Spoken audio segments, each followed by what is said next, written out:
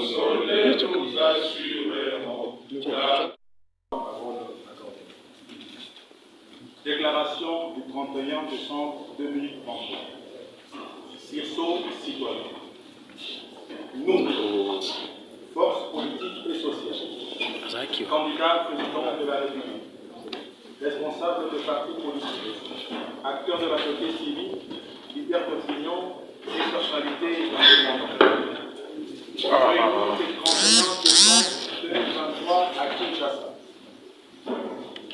Indigné par l'ampleur de la fraude et de la tricherie constatée lors du simulacre d'élection du 20 décembre courant, notamment la poursuite illégale des opérations de vote pendant 6 jours, en violation de l'article 52 de la loi électorale, l'existence des bureaux de vote parallèles, la détention des machines à voter par des candidats du régime en place, le recrutement du personnel des bureaux de vote au sein de l'Union sacrée de la nation, l'acceptation de votants sans carte de lecteur, la limitation drastique de l'accréditation des témoins de l'opposition, la non-acceptation et l'expulsion des observateurs et des témoins et de certains candidats valablement accrédités dans le bureau de vote, le bourrage des urnes en faveur du candidat Félix Tshisekedi ainsi que des candidats de son obédience politique, l'absence de fiches de résultats et des procès-verbaux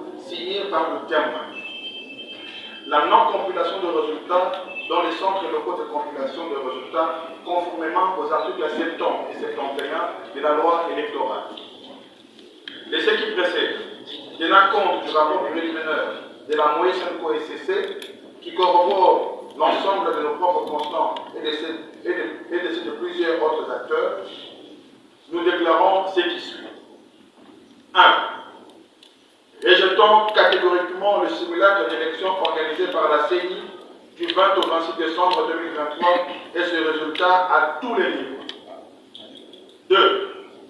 Exigeons l'organisation des vraies élections par une CENI effectivement indépendante à une date à convenir entre les parties prenantes. 3. Appelant la population congolaise et toutes les forces vives de la nation à rester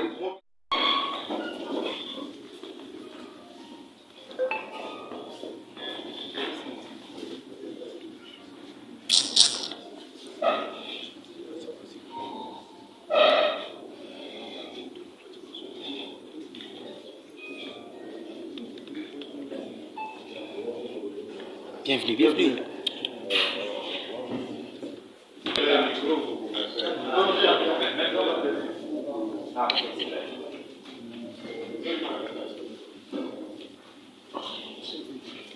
Tu peux encore aller et tout, aller et tout.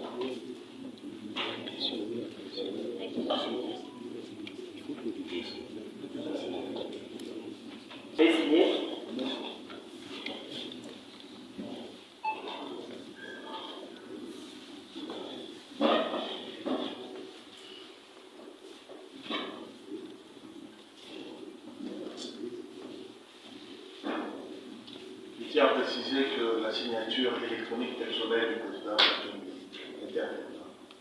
Merci, c'est noté. Les candidats Matata Pogno sont délégués. Le secrétaire général est Franck Chabam.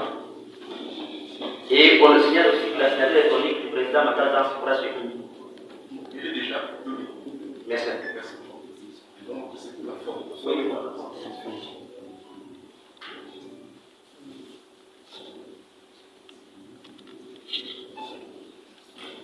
Merci.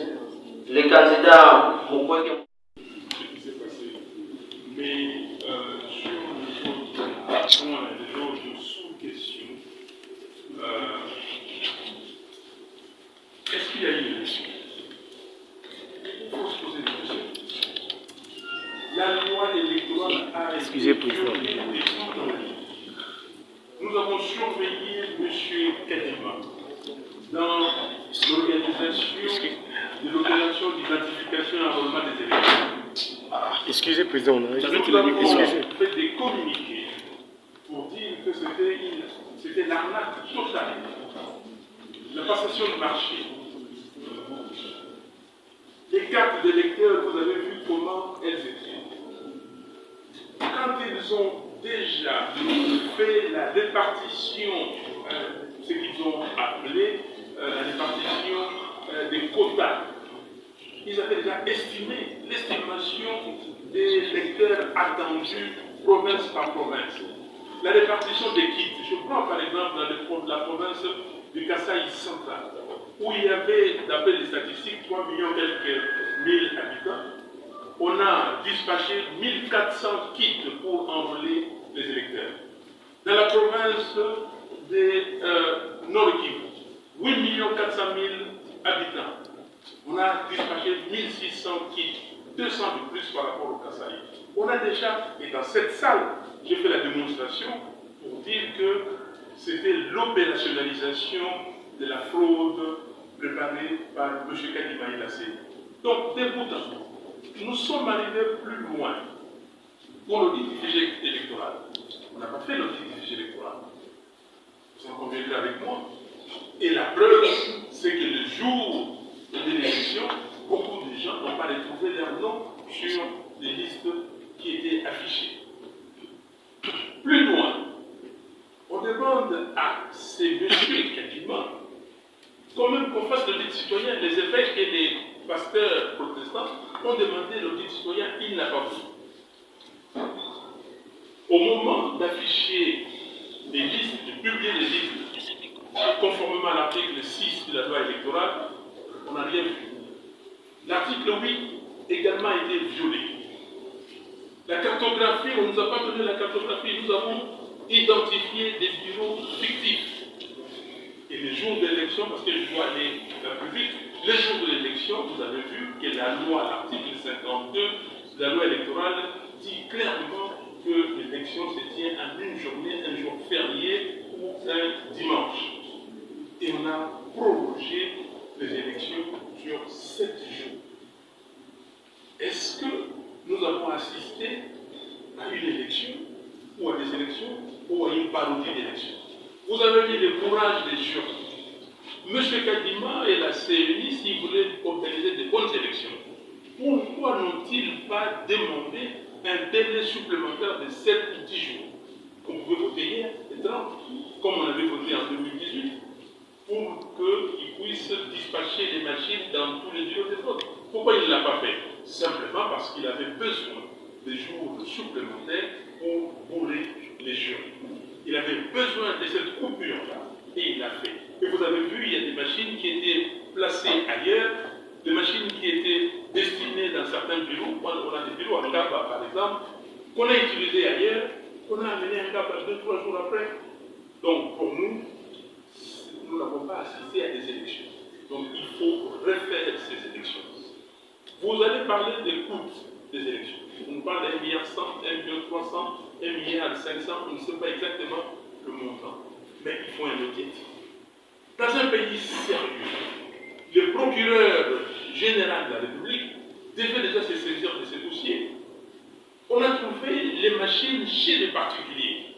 M. Kadima et M. Toto doivent répondre.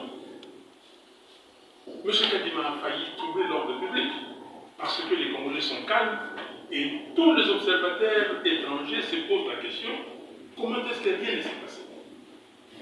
Mais vous devez savoir que le pays est menacé. Si nous on a dit que non, que les gens qu'on ne donne pas des mots d'ordre autres que rester calme, aller voter, voter celui que vous devez voter ou celle que vous devez voter, vous aurez des problèmes. Et s'il y a un imposteur qui s'était servi de cette situation, qu'allez-vous dire? Donc, M.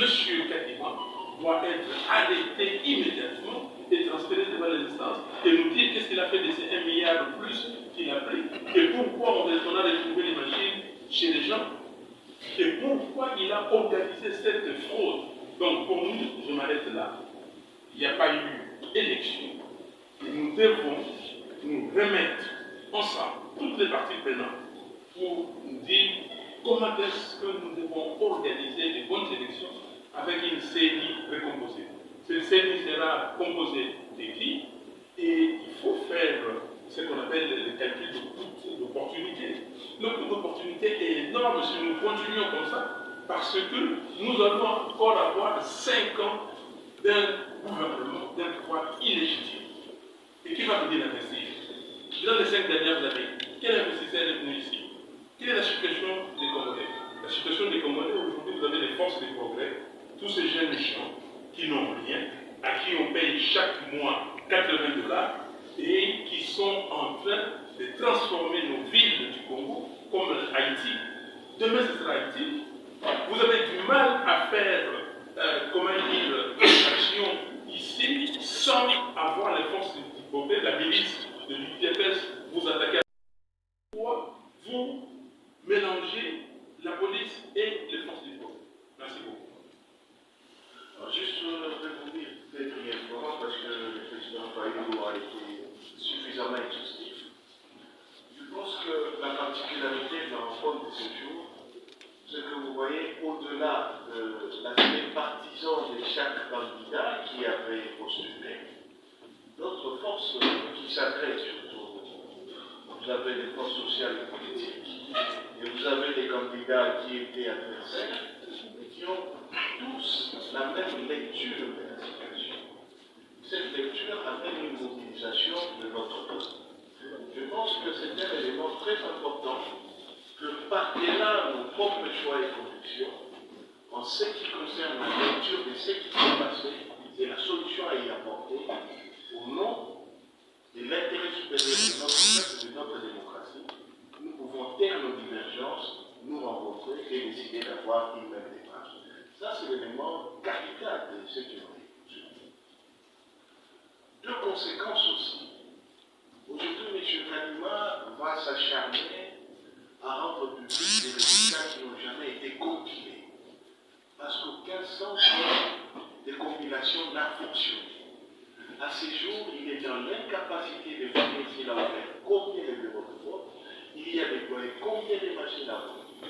Ça, c'est une lecture tellement évidente que tout esprit indépendant ne peut tirer la conclusion que nous avons eu une parodie, comme a dit le président Martin, et comme notre déclaration en a fait état, un simulacre d'élection. Et donc, en toute responsabilité, nous ne pouvons que en appeler à la mobilisation de notre peuple. Et je termine par ceci. Aucun d'entre nous n'accepterait de confier son enfant aux soins d'un individu qui se présente comme étant médecin s'il est apparu que cette personne avait triché aux études et n'avait pas du tout obtenu son diplôme de médecin. Vous n'accepterez jamais d'embarquer au bord d'un avion quand vous apprendrez que celui qui veut le piloter n'avait jamais fini ses études de pilote ou avait triché aux examens pour avoir son agrément de pilote.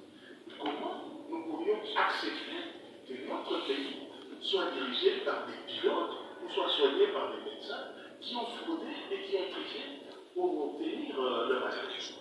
Donc voilà pourquoi nous avons la même lecture et nous sommes déterminés autant que possible à travailler ensemble et à mobiliser notre population. Merci beaucoup, Diatrice et Monsieur le Président, pour vos réponses.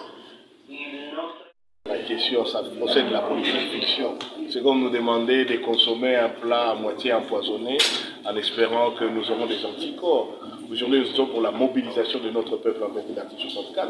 Écoutez, la CENI va proclamer quel résultat provisoire, issu de quelle compilation. Au moment où nous vous parlons, aucun CLCR n'a fonctionné. Denis Kadima a reçu la mission d'observation électorale SCC 5, à l'issue de laquelle il a donné une interview.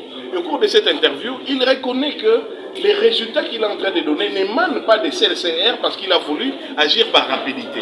Et s'il agit par rapidité, donc ces résultats lui ont été transmis par voie électronique. Or, le vote électronique, justement, a été interdit au Congo. C'est un vote semi-électronique et qui doit passer par les CLCR. C'est régi par les articles 69, 70 et 71 de la loi électorale. Donc, les résultats qui vont sortir aujourd'hui viennent de la tête de M. Kadima et du circuit de la fraude qui a alimenté ces résultats. Alors, quelle valeur accorder à cela par rapport à la loi congolaise? Pourquoi n'y a-t-il pas eu compilation? Vous êtes des journalistes, posez-lui la question. L'article 71 lui dit qu'il ne peut annoncer que des résultats issus de la compilation. Cela vient d'où? Il a ouvert combien de bureaux de vote? Il ne vous le dit pas. il a ouvert combien de machines à voter? Il ne vous le dit pas. Et les résultats issus des machines à voter qu'on a trouvés entre les mains des candidats de l'obédience de Félix Tshisekedi, comment il tient compte de ces résultats? Les élections qui ont eu lieu après les 20, comment il les intègre alors que c'est en violation de la loi? Et vous voulez nous dire qu'aujourd'hui, Denis Kadima est en train de rendre public des résultats de quelles élections? Ok, pour terminer, aujourd'hui, toute personne indépendante d'esprit qui ne soutient pas la fraude sait que ce qui s'est passé avec M. Kadima était un simulacre d'élection. Notre population a remarqué que tous les leaders avaient la même lecture sur ce qui s'est passé en termes de fraude. Dès lors que nous avions la même lecture, la société civile nous a rapprochés pour que nous puissions travailler en synergie. Il est possible que certaines actions se feront en synergie, d'autres actions pourraient se faire de manière autonome, mais aujourd'hui notre population attend que nous ayons un même langage parce que nous avons une même lecture des choses et que nous mettions des actions en commun. Donc c'est ça aujourd'hui les débuts d'un processus qui pourra certainement être long, qui pourra être laborieux parce qu'il y a un climat de confiance que nous devons à nouveau créer ensemble et ça vient en travaillant ensemble. Quant au reste, c'est entre les mains de Dieu. Mais une chose que l'on ne fera jamais dire, c'est que ce que M. Kadima est en train de donner aujourd'hui comme résultat, c'est conforme à la loi. Il a ouvert des bureaux en violation de l'article 52 de la loi électorale. Il est en train de rendre public des résultats qui ne sont pas issus de la compilation. Vous êtes des journalistes, posez-lui la question. Les résultats qu'il est en train de rendre publics viennent de quel CLCR? Et sur base de quoi M. Denis Kadima substitue sa propre opinion sur l'article 71 de la loi électorale. Les élections